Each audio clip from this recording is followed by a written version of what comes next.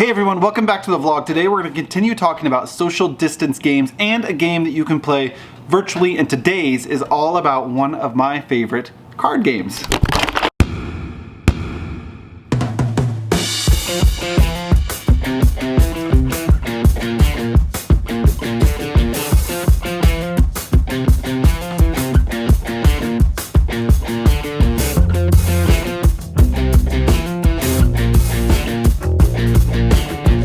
My amazing wife, Trisha, who is a second grade teacher, was stressing last week, like all of you I'm sure are doing, about ways to still have fun in the classroom. And she's a genius. She's already come up with some awesome ways. But one of the things she said to me, she said this. Oh, how am I going to play war with the kids this year? But I said you could easily make that work, because you could buy like 2 decks of cards for $1 at Dollar Tree, split them into fourths, because every kid doesn't need a full deck of cards to play war, right?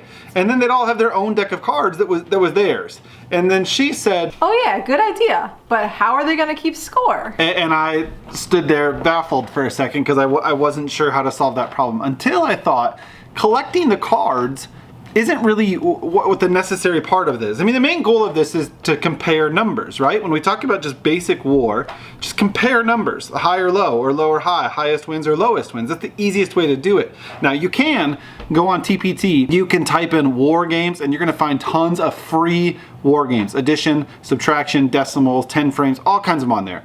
I'm not gonna make any, because I'm not gonna recreate the wheel for something somebody already has done. I'm gonna play this smart, right? Don't work hard, work smart. So download those if you want, and print off a set for all of your students. That'd be another way to do that, because you could play subtraction war or addition war. But if you're doing it with the most basic form, just go to Dollar Tree and get 2 decks of cards for $1. They come in a 2-pack for $1. Split them into fourths. So now you have 2 decks of cards per 4 kids, because they each get about a half a deck, and that'll last them a while. And that half a deck of cards remains their cards, and only they touch those cards. But how do we keep score? Well, here's how we're gonna do that. We're gonna make this game work for more than just comparing numbers, because now the scoring goes into whatever skill you want your children working on. So let's say you're working on how to practice tally marks. So instead of collecting the cards from the middle, whoever's card is the highest, they just add a tally mark to their whiteboard. Everybody has a whiteboard and dry erase marker with them already, right? And you could play the first one to get 10 tally marks or 10 points wins the game. Simple, right? So now you're laying out cards, and they're still only touching their own cards, because after they play that card and they all compare to see who has the highest or the lowest, however you want to score it, they all take their own card back to the bottom of their deck, and whoever had the winning card marks down a tally mark on their board. If you have ties, you could still lay down the 3 cards like you do when you have a war and regular war, and someone takes all those cards then. But now it's just you lay down the card, and if there's a war, whoever wins that war gets a tally mark on their board. And maybe if it's a war, like a big one like that, where you have matching cards, maybe it could be 2 points. See, that's one of those things where you're the teacher, you make the rules, make it however you want. But why stop at tally marks? Why not lay out your cards and have the winning card, whoever it is, they get to add a letter, right? So maybe you're trying to build the whole ABCs, or maybe you're trying to build a sight word, or a certain sight word, or a certain set of sight words that you're working on.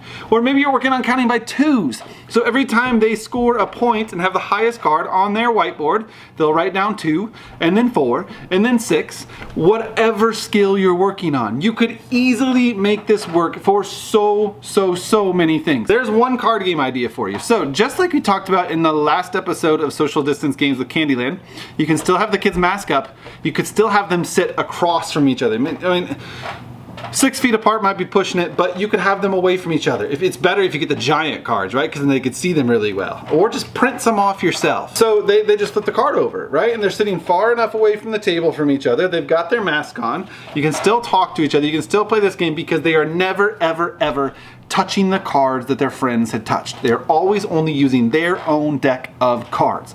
Now, if you don't want to spend the money on that, I'm sure you could add decks of cards to your supply list, or go to your local casino. Casino boats and the casinos, they give away, I don't know what they call them, ruined sets of cards, or played decks of cards, or well, I don't know what they call it. Cards they're not using anymore. They will give away. And it's even sweeter if you tell them you're a teacher. So you can just start collecting decks of cards. And again, each child does not need their own whole deck. That's way too many cards for their hands. Okay, so there's one way. You could use your marker boards and your dry erase markers. They could sit social distance in the classroom. You could play the game still for comparing purposes, whether it be regular cards or something from TPT like addition, subtraction, decimals, multiplication, division, 10 frames, whatever war you're playing, right?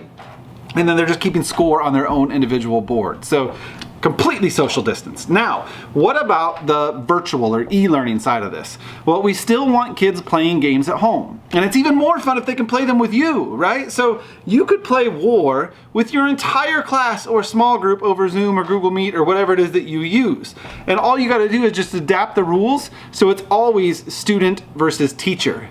You see, that way they are all playing just against you. You're not playing against 20 different people at the same time, right? So you could have your big deck of cards at home. You could have all the kids get their cards ready at home. I'm sure if they don't already have decks of cards somewhere around the house, you could send one home with them, but most families probably do in their games, or you could get one for super cheap and send it home with all the kids. And they could all have their own deck of cards. And you could play War over the computer screen because you as the teacher could just say, all right, 1, 2, 3, flip. And they all hold up a card. And then across the computer, you can compare everybody's cards to the teacher's. And this game is students versus teacher. So you determine if it's high or low, whatever the winning is gonna be. If it's higher than the teacher's, they win and they get a point. If it's lower than the teacher gets a point. Or however you wanna do it. They're just trying to beat the teacher. But card games like that can easily be played virtually, okay? You could even use Zoom breakout rooms. Like if you don't know about that, check it out. Zoom breakout rooms, and you could have your kids break up into breakout rooms on Zoom and play War just with a few friends while you're popping into the breakout rooms and checking in on them, okay? So all you need are decks of cards, guys. That's really it. And you can make this so much fun. I hope you like that idea. We're gonna be back with more soon. Until then, make sure you hit that subscribe button. Tap that little notification bell too, because then every time I post a video, you'll get notified, right? Like I wanna build up this subscription, not because I want numbers, but because this is a huge network of teachers that we can help each other out with comments below. So subscribe, please, share with your friends, let them know. But those are my ideas for how to socially distance and virtually play the game of War.